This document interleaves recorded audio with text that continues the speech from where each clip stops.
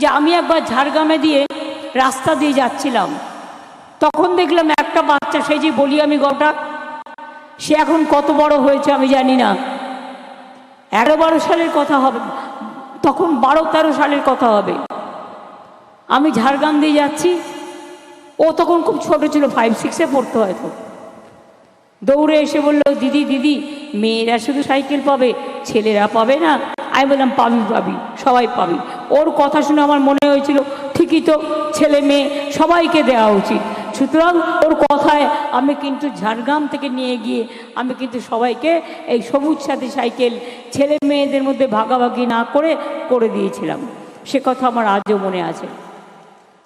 আপনারা কি জানেন, অনেকে হয়তো ভুলেও গেছেন, কতটা মনে আছে আমি জানি না, আমার মনে আছে ছত্রধর মাহাতো কবে জেল থেকে ছাড়া পেয়ে গেছে।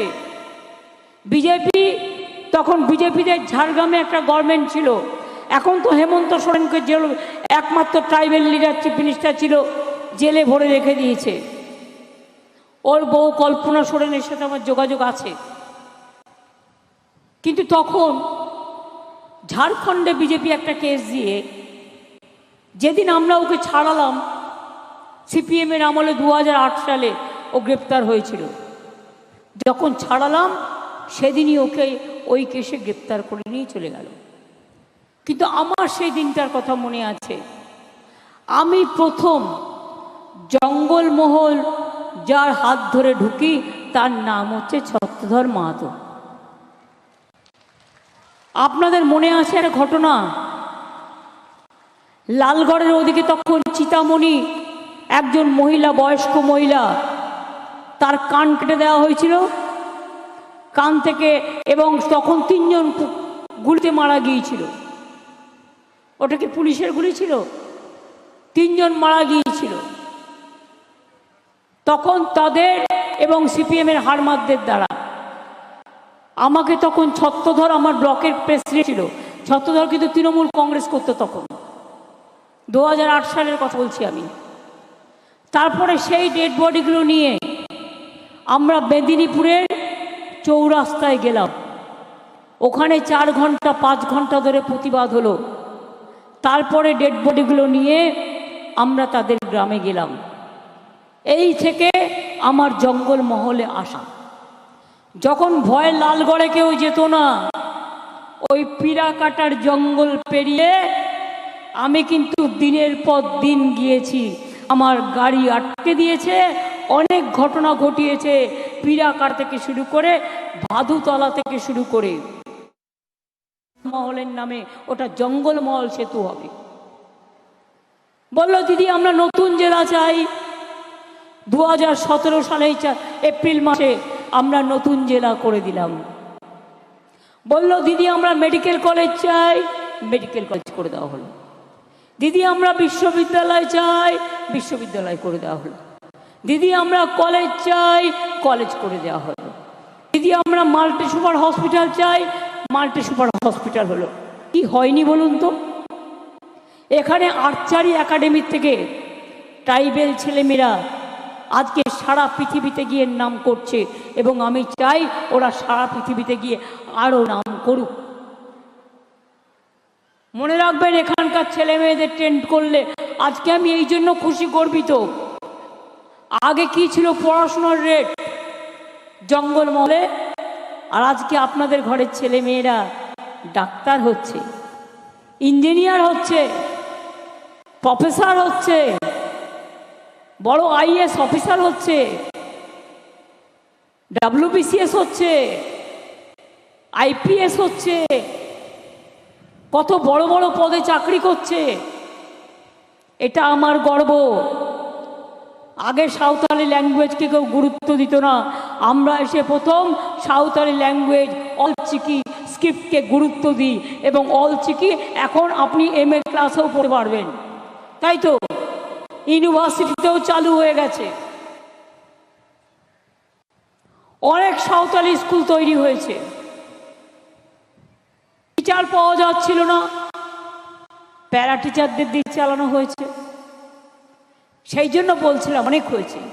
এই যে আমি ডোমপাড়া বলছিলাম না, আমি একদিন রাস্তা দিয়ে আসছিলাম, কিছু মানুষ এসে দাঁড়ালেন, দাঁড়িয়ে বললেন, দিদি আমরা না ডোমপাড়ায় থাকি।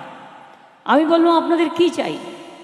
বললো, দিদি আমাদের না কেউ কোনো সার্টিফিকেট দেয় না, আমরা কি যে আমরা কিছু বুঝতেই পারি না। আমি বললাম তাই? আমি তার পরের দিন অফিসারদের পাঠিয়ে ওদের সার্টিফিকেট করে দিয়েছিলাম, রেশন কার্ড করে দিয়েছিলাম।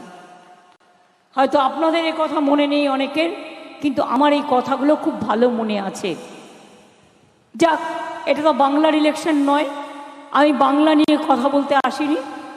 বাংলা নিয়ে বলতে গেলে আমার একটা রামায়ণ, একটা মহাভারত, একটা কোরআন, একটা বাইবেলে আমার সব সম্পর্ক শেষ হয়ে যাবে না। আমার বলতে গেলে শুরু দিন থেকে রাত কখন পেরিয়ে যাবে তার ঠিক নেই, কিন্তু চলবেই। নদীর স্রোত যেমন বয়ে যায় তেমনি আমার কথা বয়ে যাবে। আজকে দিল্লির ইলেকশন, গতবারও আপনারা জানেন উমা সোরেন আমাদের এমপি ছিল একবার, তারপরের বার আগের বার বিজেপি এমপি হলো। পুরো মিথ্যে কথার উপর ভরসা করে প্রধানমন্ত্রী এসে একটা ভাষণ দিয়ে দিল, আর ঝাড়গ্রামের মানুষ ভাবলেন আহারে একবার প্রধানমন্ত্রী এসে ভোট দিয়ে দিই। তারপরে কিছু করেছে? যিনি জিতেছিলেন তিনি কিছু করেছেন? তাকে কবার দেখেছেন? তাকে কবার দেখেছেন? বাংলা বুঝতে পারেন না আপনারা? না অসুবিধে হয় মা বোনেরা, বাংলা বুঝতে অসুবিধে হয়। আমি সাঁওতালি আস্তে আস্তে শিখে নেব, অলচিকিটা একটু শক্ত আছে, আমি চেষ্টা করেওছিলাম।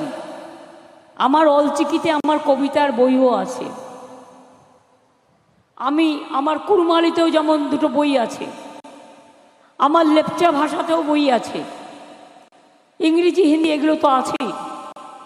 কাজে আমি আস্তে আস্তে শিখে নেব। আজকে মোদি বাবুর ইলেকশন, আবার ভোট চাইতে এসছেন, দাঁড় করিয়েছে কাকে? আর একজন ডাক্তারকে, ডাক্তার মশরণও ছিল তো। ডাক্তার থেকে তিনি কেন ডাক্তারিটা না করে তিনি স্টাডি লিভে চলে গিয়েছিলেন? আশ্চর্যের বিষয়, ডাক্তার হবে প্রথমে, তারপরে ছুটিতে চলে যাবে। তাহলে লোকাল লোক সার্ভিসটা কোথায় পায়? পায় না। আমি শুনলাম কোর্টে গিয়ে কেস করেছে। কেন না? তো আমরা বলেছিলাম তুমি যদি ভোটেই দাঁড়াও তা তুমি এলাকায় ডাক্তার নেই, ডাক্তারের কাজটা করবে না কেন? তোমাকে তো এটা দেখে চাকরিতে দেওয়া হয়েছিল যে তুমি ডাক্তারিটা করবে। ডাক্তার হয়েই 4 বছর পড়তে যাবে, এতই যদি পড়ার শখ, তাহলে তুমি কেন ঝাড়গ্রামের ডাক্তারি পোস্টটা খালি রেখে দিলে? এতে মানুষের কষ্ট হয় কি না? একজন ডাক্তার দিলাম, সে যদি চলে যায় তাহলে সেই জায়গাটায় মানুষ সুবিধে পায় কোথার থেকে? আমি জানতাম আমি যদি ইচ্ছে করতাম, কোর্ট কেসে যা রায় দিয়েছে আমি এটা নিয়ে কিছু বলতাম না, কিন্তু আমি সরকার থেকে ক্লিয়ারেন্স না দিয়ে আটকে দিতে পারতাম, কিন্তু আমি এটা করিনি।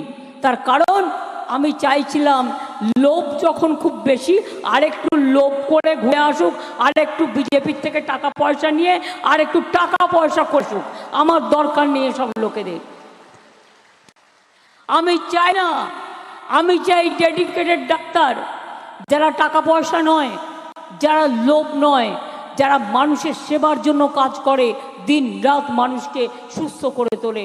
একটা মানুষ কান্নায় ভেঙে পড়ে যখন তার কেউ অ্যাক্সিডেন্ট হয়, কোনো একটা বাচ্চা হয়ে যায়, একটা ডাক্তারের জন্য হাহাকার করে। তিনি দাঁড়িয়েছেন, আবার প্রধানমন্ত্রী আসবেন, মিথ্যে কথা বলবেন। কি মিথ্যে কথা বলবেন আগে থেকে বলে যাই আপনাদের। আজকেও কাগজে দেখেছেন এমনভাবে কাগজগুলো বিজ্ঞাপন দিচ্ছে যে লোকের দেখে মনে হবে ওটা কেউ স্টেটমেন্ট দিচ্ছে। আমি sorry, I condemn the owners of the press and media who are doing this nuisance. সবাইকে নয়, আমি সাংবাদিকদের বলছি না, এটা তাদের কাজ নয়। একটা প্রকাশকের না একটা লিফলেট করলেও প্রচারকের নাম দিতে হয়, প্রকাশকের নাম দিতে হয়।